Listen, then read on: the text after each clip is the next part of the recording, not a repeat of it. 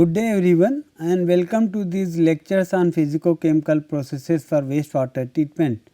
So, in the previous lecture we started studying the membrane processes which are used for wastewater treatment, and in the previous lecture we understood that there are different types of membrane processes which can be used, and they can be classified broadly under the size range of the constituents they are able to remove. So, broadly the membrane processes which are used in the wastewater treatment, they include microfiltration, ultrafiltration, nanofiltration and reverse osmosis. Now, all these four processes have a semi permeable membrane which allows some of the constituents of the water to pass through it. So, it will certainly allow the water to pass through it. It may allow some other constituents depending upon the size of the pores on the semi permeable membrane to pass through it. So, thus it will stop most of the other constituents on the and will not allow to pass through the semi permeable membrane. So, the permeate that we get across the membrane, it will be free of the constituents, but we get a reject stream also, which is like a concentrated solution which contains all the constituents which have not been able to pass through the semi permeable membrane. So, we have thus we have a reject stream or a highly concentrated stream that has to be managed further. Now, in this lecture we are going to understand the different mechanism or the theories which are related to the membrane filtration or how the system membrane works for this. So, in the membranes, so in the previous lecture we studied that we have a membrane which is like this, and it is able to pass some of the constituents on this.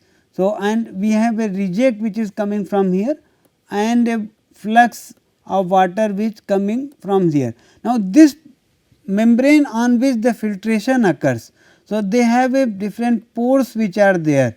So, depending upon the size of pores, the straining will happen. So, this is one of the most common mechanism of filtration using the membrane processes. So, straining, so these are the pores which are there. So, particles which are coming, they are getting blocked here. So, we have this membrane surface, this is there, and particles are getting blocked because of the straining effect. Also, the smaller size particles which are actually able to pass through these pores, they may get adsorbed on the size of side of the pores also.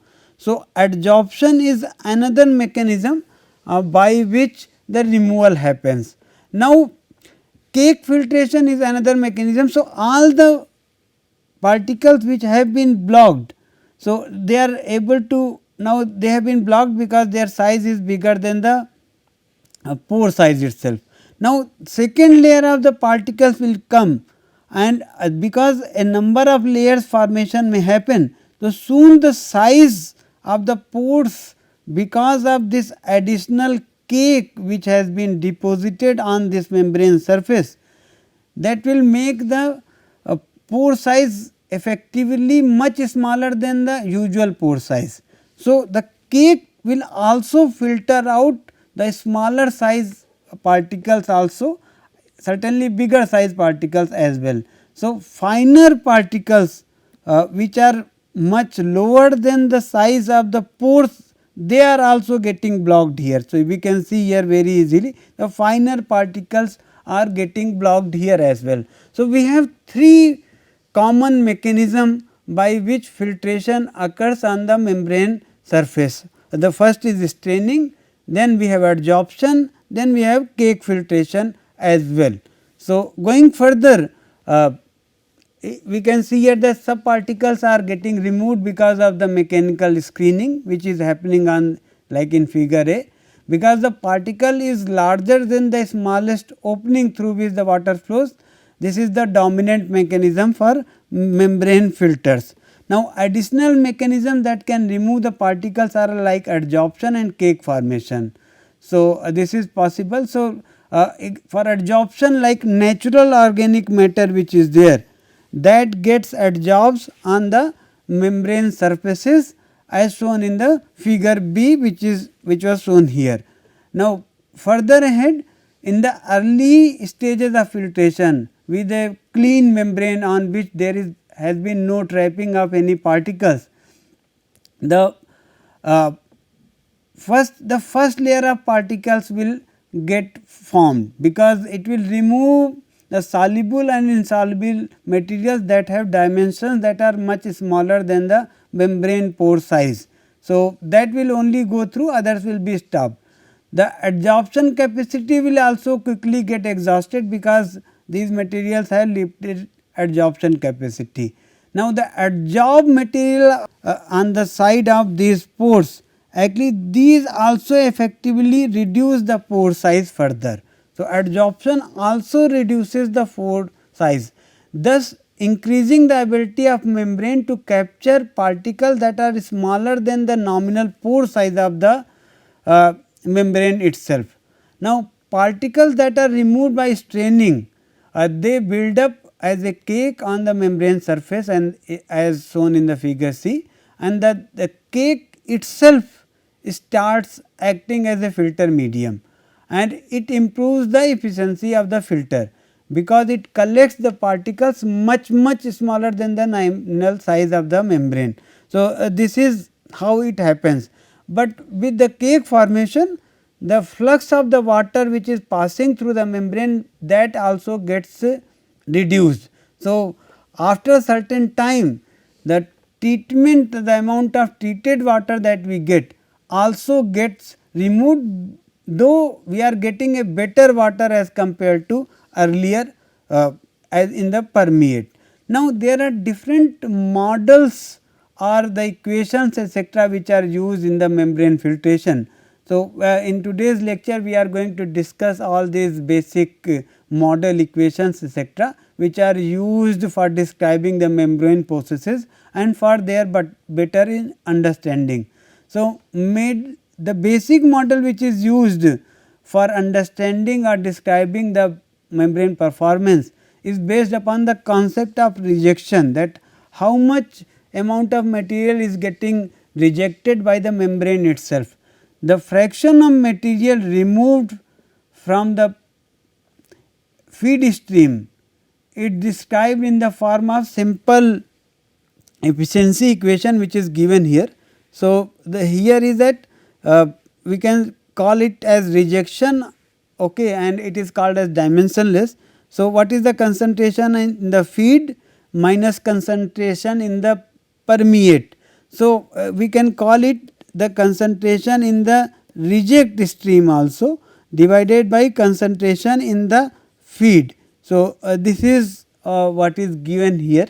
So, that is why it is called how much of the concentration is getting rejected out of the system membrane process, and it is called this is the basis on which different membranes can be compared also. So, R is the rejection, C permeate is the permeate concentration after the treatment, and C feed is the water concentration of the pollutants in the feed water. Okay, so, this is there. Now, there is another equation which is used, it is called in the logarithmic part or it is called as log removal also. So, in this case we call it log of concentration in the feed divided by concentration in the permeate. So, this type of equation is also used for describing the rejection.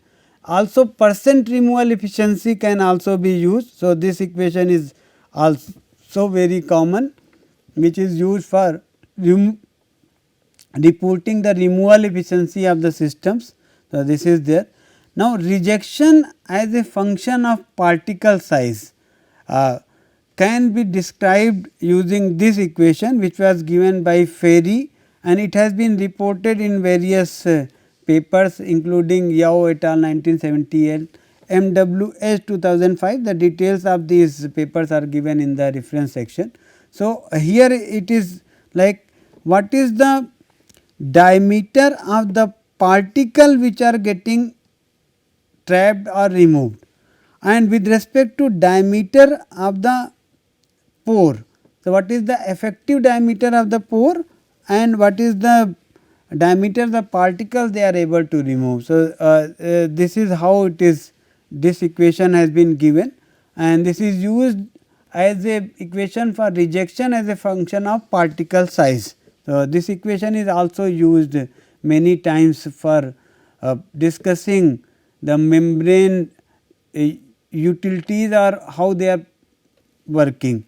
Now, theory of membrane filter hydraulics. So, flux is very important parameter. So, with respect to this, the pure water gets transported across a clean porous membrane, and the flux will be directly proportional to the what is the transmembrane pressure which has been applied, and the flux is inversely proportional to the dynamic viscosity as per that. So, as per this membrane filter hydraulics theory, so flux is directly proportional to the transmembrane pressure, but it is inversely proportional to the dynamic viscosity, and the volumetric flux with respect to membrane, which is described as meter cube per hour per meter square of the membrane surface area, is modeled using a modified form of Darcy's law.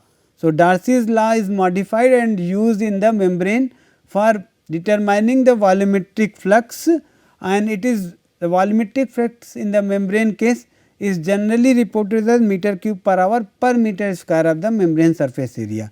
Now, if this J, which is called as membrane volumetric flux, that can be given as J is equal to Q by A.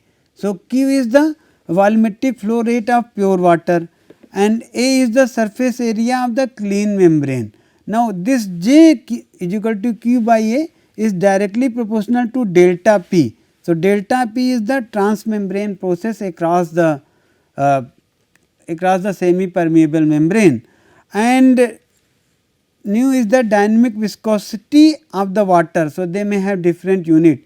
So, depending upon the units that we use, there is a term which is introduced which is like a proportionality constant, and it is called as membrane resistance coefficient, and its unit is per meter in the SI case, and it is described by the term Rm. So, Rm is there, and this is called membrane resistance coefficient, and this form is similar to Darcy law, but it differs little bit differently as compared to that, because in the Darcy law absolute value of pressure differential is used rather than the pressure gradient. Okay. So, in the here we are using the absolute pressure, whereas in the Darcy law the pressure gradient is used. So, this is little bit different than the Darcy's law, but it is similar to that. Now, the volumetric flow rate of water across a single pore can also be modeled by Pauli's law, and the Pauli's law is given here. So, the flow rate through a pore is proportional to, here we can see it is like hydraulic, we have a gradient here delta P by delta Z, and pi r raised to 4 into 8 nu. So, this is the Pauli's law.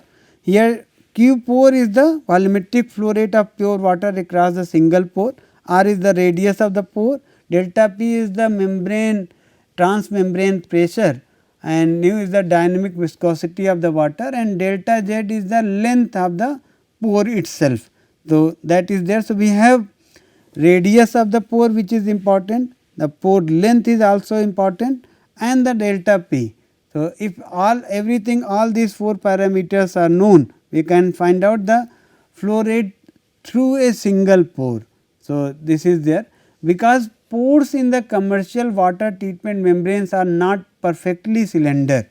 So, the Pauli's law is for cylindrical pores. So, a dimensionless factor which is called as tortuosity factor is added to the previous equation of Poiseuille's. So, here you can see here the tortuosity factor, which is dimensionless, is added to report the flow rate through a pore.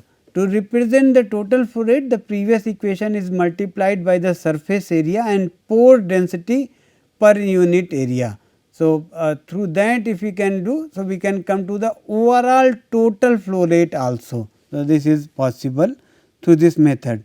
Now, by analogy, if we compare this equation and the previous equation, so we can say that the RM, the membrane resistance coefficient, can be described by this equation. So, by comparing both equations we can find out that RM is the resistance coefficient is given by this equation. So, from here we can see that it is a function of the viscosity of the water that has to be treated, that tortuosity factor that will be there with respect to any membrane, then what is the length of the pores, or we can call it what is the width of the membrane itself, okay, the radius of the pore and the density etcetera also. The most important factor affecting the flow rate is the pore size. So, among all these things, because flow rate is directly proportional to the fourth power of the pore radius. So, pore size becomes the most important parameter among all these values. Now, a small increase in pore radius can result in large increase in the filtered water flow. So, this is possible. So, we have to manipulate that what size range of the pore that we want to use in the membrane. So, through this we can balance whether we require the constituents to be removed more or we want the water treated water flow rate at what amount. So, this is the factor. Now, there are certainly some temperature and pressure effects. So, in addition to these things, pressure certainly affects the flux as well as the temperature also affects the flux, because viscosity is dependent upon the temperature. So, thus both temperature and pressure have lot of effect on the flux itself. So, flux is inversely proportional to the viscosity in the previous slides we saw. Now, viscosity changes due to change in water temperature, and thus the water temperature becomes an important design consideration, or the viscosity becomes a major design consideration in the treatment of surface water, where the water temperature may change from 1 to 20 degrees centigrade over a course of year. So, it is possible that at many places we have 20 degree variation, 30 degree variation with respect to temperature in the same region during a course of year. So, the viscosity will vary a lot, and since viscosity will vary a lot, flux will also vary a lot. So, now the viscosity with respect to temperature, the effect of temperature on the viscosity can be described by this equation or similar equations. So, here the nu is the dynamic viscosity of the water and that T is the temperature in degree centigrade directly. So, this is a empirical type of equation which can be used to model the variation in the viscosity with temperature. So, through that thing we can see the effect of temperature also on the flux. Now, going further we will try to solve one or two problems and then understand the uses of these equations we have discussed in today's lecture. Now, the first and foremost important here one of the problems is given here, that what is the percentage change in the flux that will result from a temperature change from 16 degree centigrade to 24 degree centigrade if the transmembrane pressure which is applied across the semi permeable membrane remains the constant. So, through this example we can see that how the only small change in the temperature can significantly change the permeate flux or otherwise. So, we can cross check through this method. So, the variation is from 16 degree centigrade to 24 degree centigrade. So, this is the viscosity equation with respect to temperature that was given earlier. So, if we keep the value of 16 degree centigrade and 24 degree centigrade in this equation, we can solve it and we will get these values 1.105 millipascal second, 0.889 millipascal second. So, this is the variation in viscosity which will happen. Now, the transmembrane pressure and everything is constant. Now, the flux was earlier discussed that flux is directly proportional to pressure and inversely proportional to viscosity, and Rm was the resistive coefficient. Now, for at 16 degree centigrade, let us write it like this, because the transmembrane pressure is constant, and since we are using the same membrane, so Rm will also be constant. So, we are keeping them same. So, here it is J nu 14, here nu 16. Now, if we divide this, we are able to remove all these parameters and we have inversely proportional parameters which are listed here. Now, if we put the values of here, we find that 1.243. Okay. So, that means the percentage change is around at 24 degree centigrade, the flux is 1.243 times of the flux at 16 degree centigrade. So, what is the percentage change we can see here, and it is approximately 25% increase in the flux when the temperature is only changing from 16 degree centigrade to 24 degree centigrade, which is like approximate change of 8 degree centigrade. So, we can understand that any place where there is a significant change in the temperature, because in many places within India or many other places all over the world, the variation in the temperature from winter season to summer season is highly significant. So, if suppose we design the thing with respect to only 24 degree centigrade. So, in the winter season the flux will be much lower as compared to in the summer season. So, whenever we are designing, the temperature becomes very important parameter, and we should design the system mostly on the most difficult situations. So, that will be better, because we will be getting, and because significant decrease will be there with respect to after filter cake formation etc. also. Now, going further, we have a second question. A membrane which is having a thickness of 75 micrometer and average porosity of 0.38. So, we are using this particular membrane. Now, pure water flux through the membrane is 36 meter cube per meter square per hour at a pressure drop of 1.4 at 25 degree centigrade. So, already it is given that the water flux that we are getting is 36 meter cube per hour per meter square of the surface area of the membrane at 1.4 bar. Now, the average pore size has been estimated to be 1.2 micrometer for this membrane. Calculate the value of tortuosity factor of the pore and the resistance to the flow offered by the membrane. The viscosity of the water has been estimated to be 0.9 centipoise at 25 degree centigrade. So, we have two factors to determine, one is tortuosity factor of the pores and the resistance of the flow. So, this Rm and tau value we can use in any other calculation. So, this is possible. So, here the equation was given like this. Okay. So, with respect to single pore it was given like this, where the tortuosity factor was given. Now, the flux for this case will be given like Q into porosity divided by A. Now, Q is given here. So, we can see here. So, if we put all the values, the equation will become like this. So, and if we solve, the final equation is this, and where epsilon is the porosity of the membrane itself. Now, in the present case we have been given certain values.